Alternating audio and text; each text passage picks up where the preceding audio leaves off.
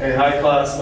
As promised, this is going to be our lecture over Stewart's Calculus, chapter 3.7 on optimization. Okay? And so, in the theme of Thanksgiving, we're going to start off with a problem that is going to be kind of related to Thanksgiving. So, let's say we want to find the optimal amount of time to put a turkey in the oven. So with optimization problems, the idea is you want to minimize or maximize a quantity. In this case, we want to maximize tastiness.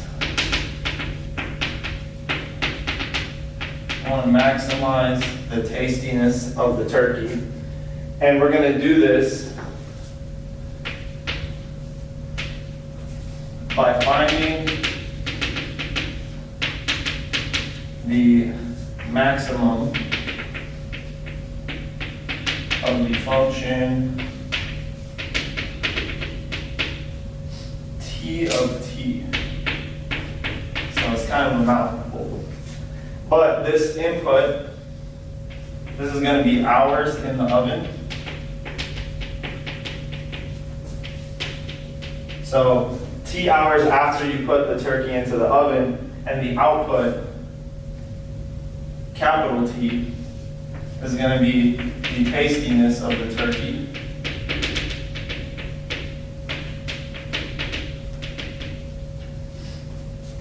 And the units that we decided to do in class, for the few people who were there, is ham, because apparently ham tastes better than turkey, so the units here are going to be in ham. So however good a ham tastes, some fraction of the ham is what we're going to get. So we're going to want to maximize this function. We want to find the maximum output of the tastiness function, which after years of research by turkey scientists has been determined to be this.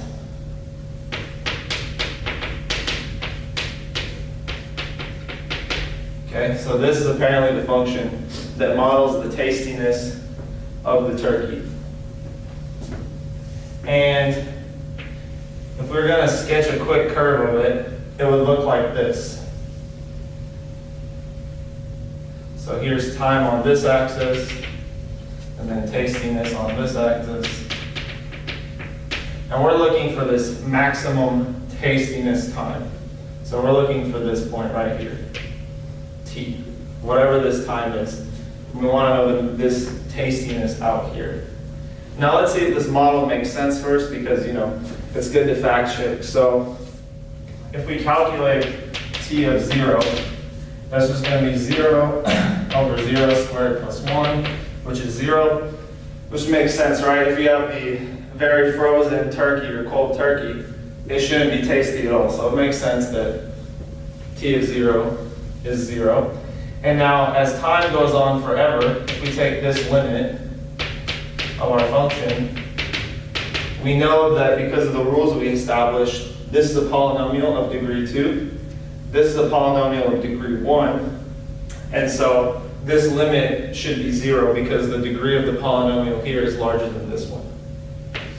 Which also makes sense. If you keep the turkey in the oven forever, it's just going to burn to a crisp and it's not going to be tasty at all. So this is a very nice function that we can believe the turkey scientists on, I feel like. So now the idea here is that we want to maximize this function. We want to find the maximum of this guy. And what were the tools that we used to find the maximum? In the previous sections was the first derivative test. So we're going to find the maximum of this function using the first derivative test. Therefore, we need to take its derivative.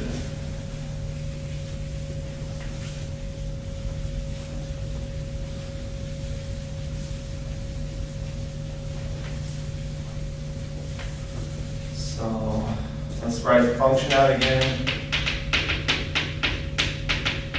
Okay, so to find the derivative of this guy, we use the quotient rule. Right, so you take the derivative of the top times the bottom minus the derivative of the bottom times the top, all over this guy squared. And then if you simplify this, the derivative of t is just 1. So you have 1 times anything is itself. And then minus this derivative becomes 2t times the t that was floating out there. And then one more step.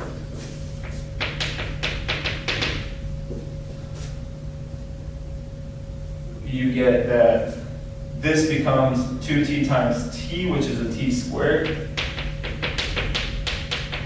2t squared, sorry.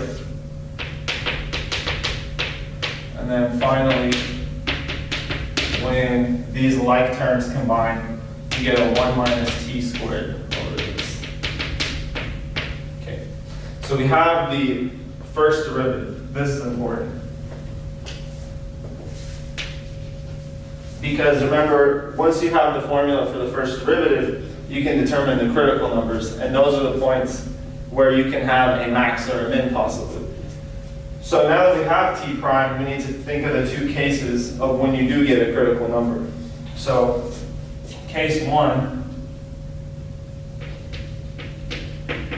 is f prime, or in this case t prime, does not exist. Okay? So where does this function not exist? The only place that you can mess up this function is in the denominator by dividing by 0. So we're going to take the bottom and set it equal to 0. And solve for any value of t that would make this equation true. Well, if you take the square root of both sides, then you just get this.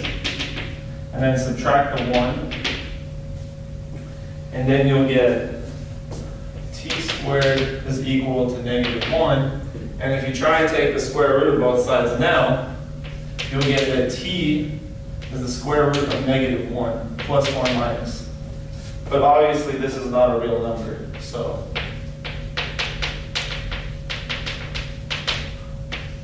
we're not getting any critical numbers here.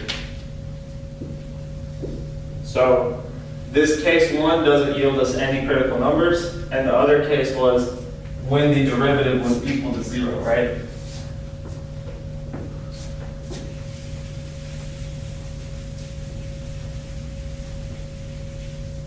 So now we're going to take the derivative and set it equal to 0.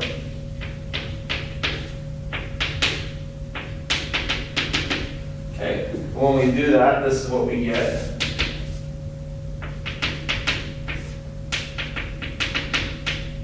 Okay. Now remember, 0 is the same thing as 0 and 1. So after a cross multiplication, we get 0 just equals the numerator. And then if you add the t squared to both sides, you get t squared is 1, which now when you take the square root, you get t is plus or minus 1. Okay. Now again, we have to think about this in the terms of our physical constraints. Because this is modeling time, the input is time, you really can't have negative time. So the really important critical number actually is this one. Just t is 1. So this is the only critical number, actually. So the only critical number is t is after 1 hour, which maybe makes sense. You know, after an hour, the turkey should be pretty tasty, okay? Now let's see if this actually is a maximum, right? Just because you have a critical number doesn't mean you have to stop there. You have to determine whether it's a max or a min, or it could be neither. So we really have to do some work to justify whether this is a max. Okay, so the way we did that, remember, is we checked the sign before and after of the first derivative. So the way we did this was by making this little table here. Okay, and then we'll put our critical number 1 right there.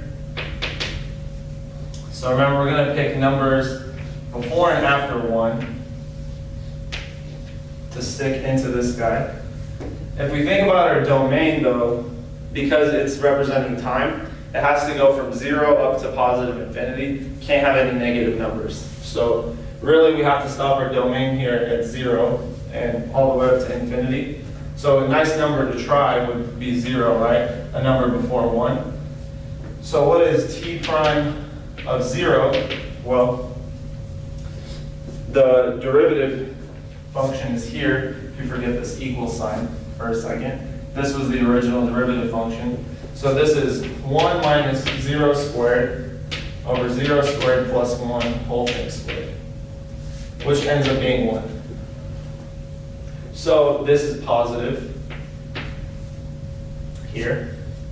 And then if you pick a number after 1, after 1, not 1 itself, maybe like 2 or something like that.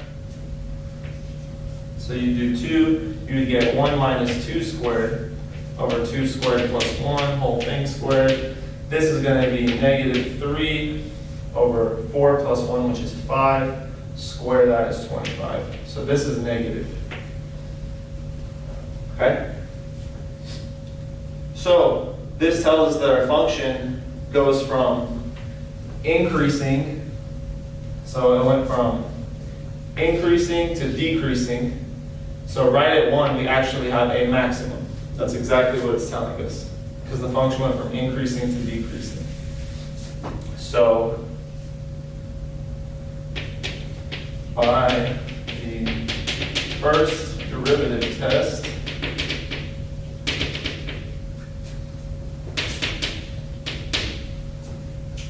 t equals 1.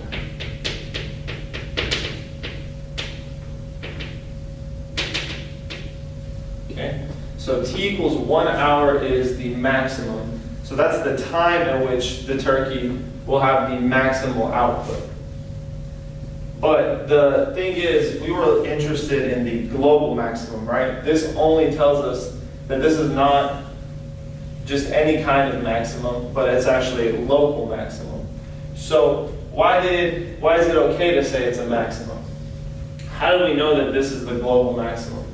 So if you think about it, what this is telling us about our function is that it went from increasing to decreasing, and this only happened one time. So it's saying that the function, no matter what, since we know what it looks like, we might as well draw it. This is t of t, the original function. It went from increasing and then decreasing. So it only did this one time, meaning that the maximum that we found is not only a local maximum, but it's actually the global maximum. It is the only one. A similar thing could happen if the function is going from decreasing to increasing. For example, if the opposite happened, if the function goes from decreasing then to increasing, and this only happens one time throughout the entirety of the domain of the function, you know that this would be a global minimum. So this kind of argument is perfect. There's only one critical number, and so there's only one point where the function changed from increasing to decreasing, meaning that we have a global max or a global min, which in our case is a maximum. So that's perfect. So we actually know that this is indicating a maximum.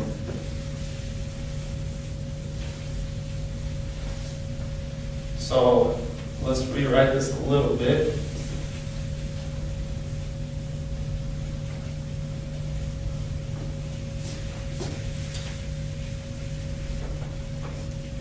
So what we found is this, or what we're going to conclude is this. After 1 hour, we have the maximum amount of tastiness. Okay?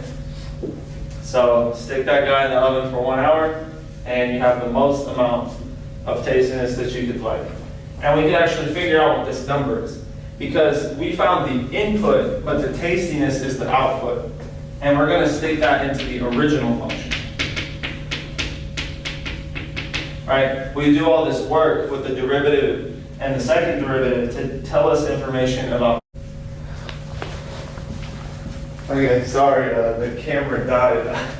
But the last step that we were going to do was we're going to find the actual tastiness after 1 hour, which would have been the maximal amount of tastiness. So what we do is just stick 1 into the original function.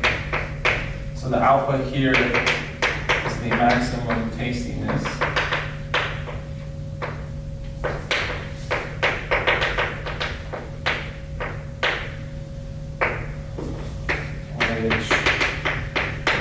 So let's calculate it. So T of 1 will be 1 over 1 squared plus 1, which is 1/2. So apparently this is 1/2 ham was the unit that we came up with. So at its best, the turkey is half as good as ham, like some of the students decided.